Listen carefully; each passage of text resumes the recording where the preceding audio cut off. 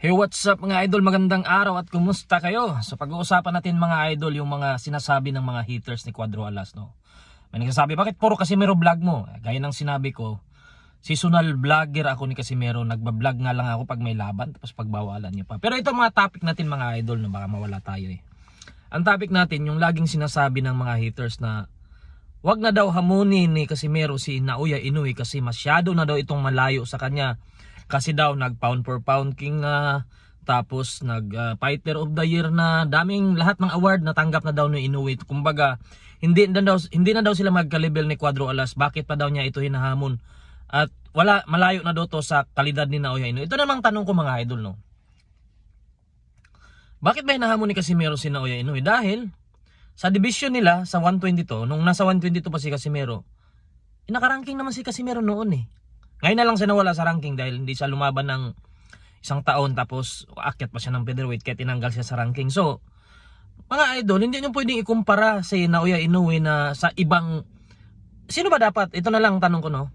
Sino ba dapat ang makalaban ni Naoya Inoue? Yung kapwa niya pound for pound king, kapwa niya nasa ranking ng Ring Magazine sa pinakamagaling sa buong mundo? Hindi naman pwede yun mga idol kasi magkakaibang timbang naman yun. Diba? Na-recognize si Inoue isa sa pinakamagaling na boksingero sa buong mundo. Hindi ibig sabihin na pwede niya nang labanan si Canelo Alvarez, pwede nang labanan si Terence Crawford. Siyempre, saan ba siya lumalaban? Sa 122 pa rin. Diba? Sa 122 pa rin, sino ba dapat makalaban niya doon? Wala bang karapatan si Casimero na makalaban siya doon sa 122 kung ginugusto talaga? Diba? Kung titingnan natin yung mga kalaban ni Naoya Inoue, yung Korean, ano pangalan ng Korean na yun? Hindi ko nga kilala. Ibig sabihin, hindi sikat yun. Diba? Ibig sabihin, mas magaling pa kay Casimero yun. Yung Cardenas na pinatumba siya, wag mong sabihin na mas magaling pa kay Casimero yun. Diba? Hindi nga nag-champion pa yun eh. Napatumba si Naoya Inoue nun. So ano ba sa tingin nyo si Cuadro Alas? Diba? Sa based on achievement talaga mga idol, malayo si Cuadro Alas kasi baga naalagaan kasi si Naoya Inoue, inalagaan siya ng promoter manager niya. So ganun talaga ang boxing. Kung sinong maganda mag-aalaga yung handler, talagang angat ka talaga. Kung sabihin umalis kasi siya ng impi, tapos na tayo dyan. So ang tanong dito mga idol, paano nyo nasabi na wala nang karapatan si Casimero maghamon kay Naoya Inoue? Sa division nila, isa pa siya sa malakas.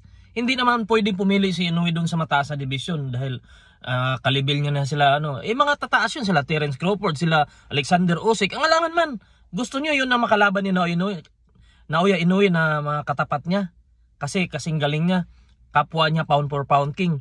Siyempre si Naoya Inoue dito pa rin maghahanap sa division niya.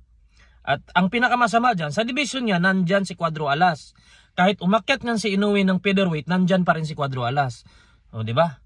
So sa mga nagsasabi na walang karapatan si Cuadro Alas na hamunin si Naoya Inoue ngayon dahil nasa mataas na ito, at ito ay talagang mataas na pound for pound king na, kung sandamakmak na yung award, legendary na, Hall of Famer na.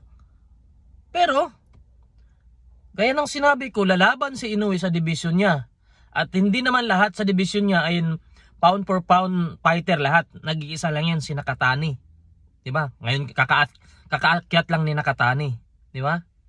So sa mga hindi talaga, kung haters lang kayo, yan ang naiisip nyo po. Pero talaga kung marunong kayo sa boxing at marunong kayo tumingin ng, talagang nanonood kayo ng boxing at matagal na kayong nanonood, alam nyo dapat yung kalakaran ng boxing, di ba?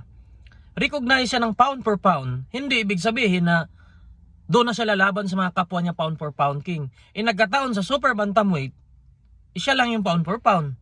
Ngayon lang, pangalawa, Nakatani umakyat, di ba?